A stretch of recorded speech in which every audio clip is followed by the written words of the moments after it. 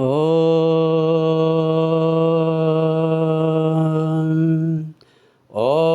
శ్రీ మహాగణాధిపతయే నమః. ఓం శ్రీ వాగ్దేవ్యై నమః. ఓం శ్రీ గురుభ్యో నమః.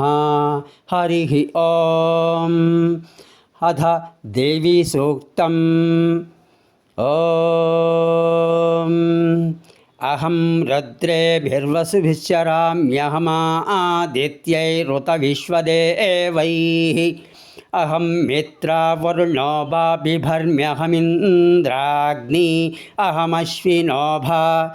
అహం సోమమాహనసం బిభర్మ్యహం త్వష్టారముతపూషణం భగం. అహం దధామి ద్రవిణం హవిష్మతే సుప్రావ్యే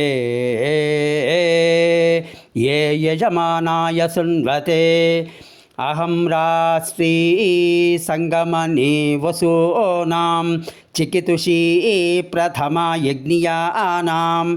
తాం మా దేవా వ్యదధు పురత్ర భూరిస్తాత్రాం భూర్యా వేషయంతే. మయాసో అన్నమత్యయో విపశ్యతి యః ప్రాణిత్యయీం శృణోత్యుక్తం. అమంతవో మాంత ఉపక్షియంతి శ్రుతిశ్రుతశ్రద్ధివంతే వదామి. అహమేవ స్వయమిదం వదామి జుష్టం దేవేభిరుతమానుషేభిః.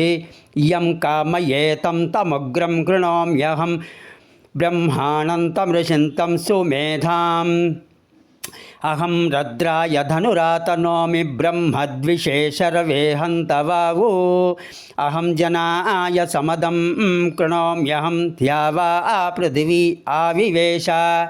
అహం సువే పితరమస్య మూర్ధన్మమ యోనిరప్స్వ అంతః సముద్రే తతో వితిష్ఠే భువనాను విశ్వో తామూం ధ్యాం వర్ష్మణోపస్పృశామి. అహమేవ వాత ఇవ ప్రవామ్యారభమాణ భువనాని విశ్వా. పరో దివా పర ఏనా పృథివ్యై తావతీ మహినా సంబభూవ. ఓం శాంతి శాంతి శాంతి. హరి ఓం.